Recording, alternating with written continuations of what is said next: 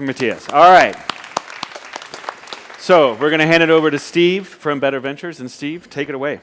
Good morning, everybody. Thank you, Matthias. That segues nicely into what I'm about to share with everyone. So I'm going to kick this off with 3 questions, and I want you to keep these questions in mind as I share with you the slides and the story.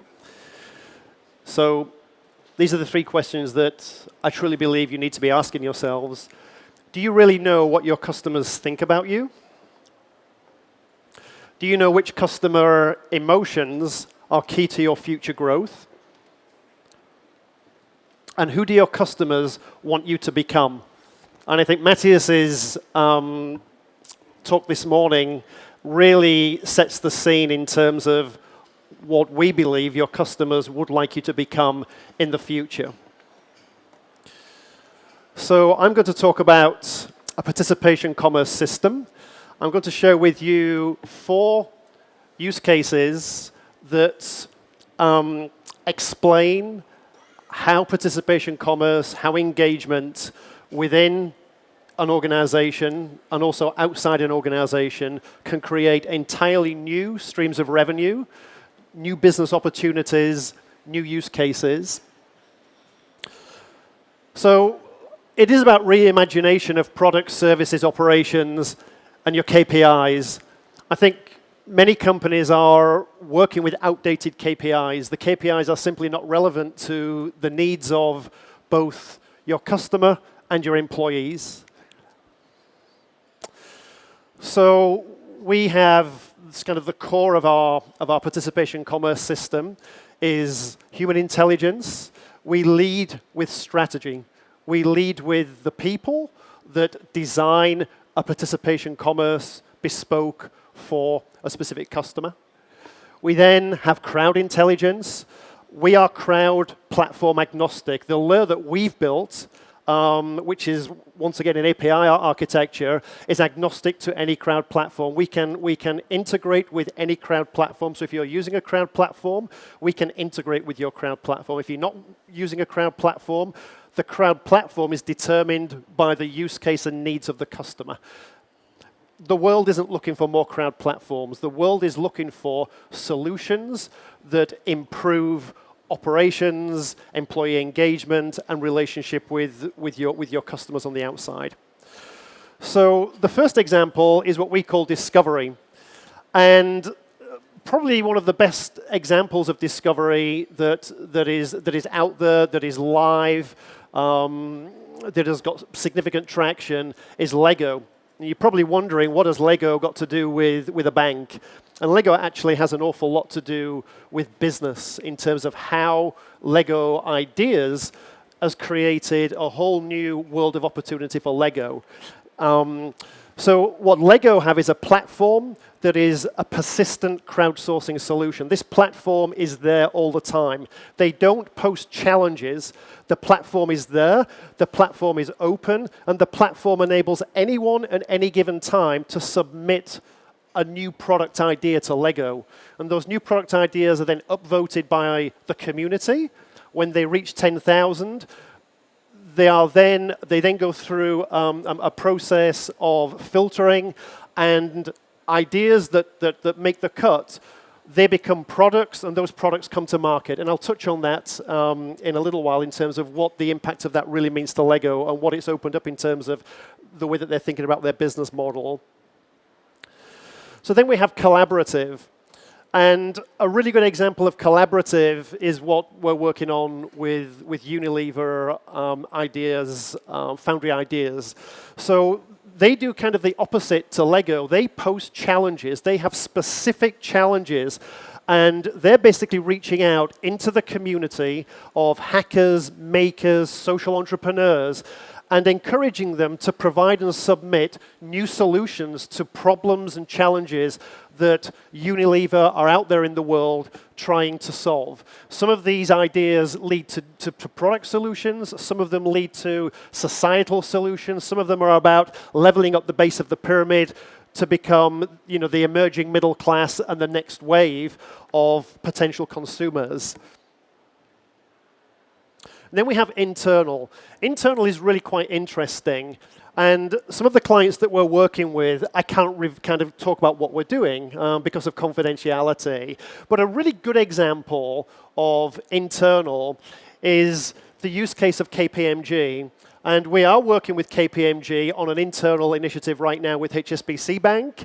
But KPMG themselves set a really good internal, it was a challenge for their employees and their partners. They asked for 10,000 contributions of a story. What does it mean to you to be part of KPMG? They got 47,000 stories. 47,000 people submitted a story about what life at KPMG means to them. From those stories, KPMG were able to really think about the purpose and the mission of their entire organization. It really enabled them to re-architect employee engagement in a very, very significant way. And then external, this is a really interesting use case. This is the IKEA hacker space. This initially had nothing to do with IKEA. IKEA initially, when they realized what was going on, they tried to shut this down. But what they've now realized is that there is a huge community out there of hundreds of thousands of people that are taking IKEA products and turning them into something very, very cool. Some of these products are now getting pulled into the IKEA system and are becoming new products in their product range. This is really quite remarkable. These are people that are not on their radar. These are people that don't work for an agency. These are people that are passionate and advocates of the brand that realize the products can do different things. This is how Lego Ideas began. It began with external people hacking and doing cool things with Mindstorms and with Lego, and Lego realized that we needed to make this part of our ecosystem and leverage this huge amount of energy and talent and passion that is out there. So that's our approach is very, very simple, but under the hood, there's a lot of complexity going on. The cognitive AI component is part of what we're developing, the kind of the program around that and the solution around that with IBM Watson. So this is basically the flow. It is a very, very simple flow. You have the crowd. The crowd could be external, but it could be internal. It can be your employees. Ideas and content is submitted into an interface. That interface and that user experience is custom designed and custom built, depending on what the needs are and what the objectives are. Data, there is huge amounts of very rich data that's been created by doing this. This is data that isn't coming. This isn't social data. This is contextually relevant, use case specific data that's coming from the conversations around the contributions. It's very rich, it's precision accurate, and it's incredibly valuable, the data that's being created. The trick is to have the tools that enable you to extract the foresights and the behavioral analytics from that data based on the use case and based on your objectives within the organization. So we have experts, we have cognitive AI, it goes through that filter, it then goes through an ideas content insights process, and from that, the ideas are either implemented internally or they're implemented externally.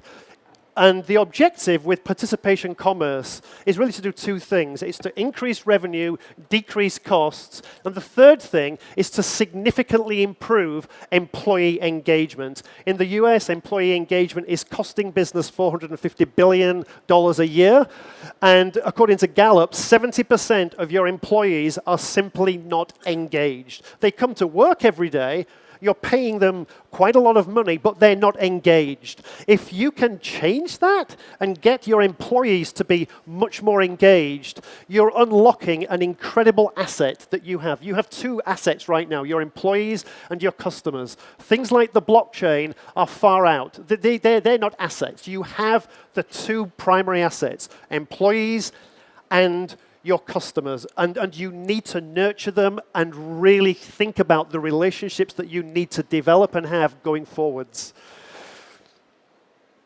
So we sit in the enterprise layer of an organization.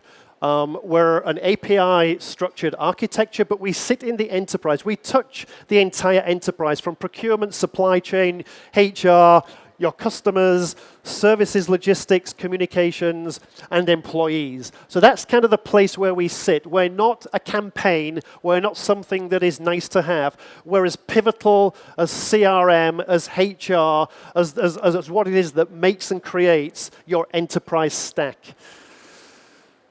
So Lego have proven the model. Lego have been on a tremendous journey of learning. And as Matty has said, you have to listen. You have to accept that this is a journey, and the journey unfolds. And it's the listening that enables you to really understand how to set the course and direction for your entire enterprise. That doesn't come from the blockchain. It comes from your employees, your customers, and the needs of the market. So Lego have got 1 million participants. They took 5 products to market in 2014. And they've generated to date north of $55 million, which is quite remarkable, really. So you can have a future lab like Lego today. It is a mindset. It's a culture. It's not rocket science. It's not a technology. It starts with a way of thinking, and it starts with a culture. So a network gives you reach, but most importantly, a community gives you power.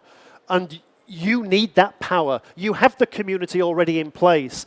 It's being able to have the interface that unlocks the power and harnesses the potential of these communities that you already have, employees and customers. You need to tap into that, because that is where your future growth is going to be coming from.